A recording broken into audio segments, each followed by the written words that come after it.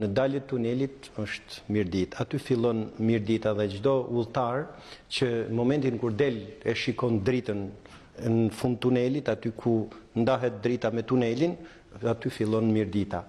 Mirdita fillon aty dhe përfundon në kufi me Milotin, pra në Skuraj, siç i themi. Kjo është një vijë që ka ndjek edhe autostrada për shkak të një lugine që quhet Lugina e Mirditës. Nëse do të marr një segment, është quajtur edhe lugina më e bukur në botë nga një prift austriak që ka shërbyer në Mirditë, në Rubik konkretisht në vitet 20, Fabian Barkata.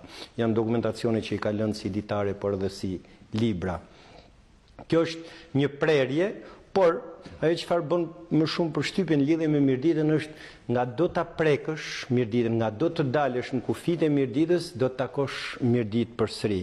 Është diçka krejt e çuditshme nëse do flasim për Shqipërinë e sotshme, kudo që të kalojmë në kufirin e Shqipërisë sotshme, ne do të takojmë shqiptar. Pra, ashtu siç Mirdita, ashtu siç Shqipëria rrethohet nga shqiptar, edhe Mirdita rrethohet nga mirditor.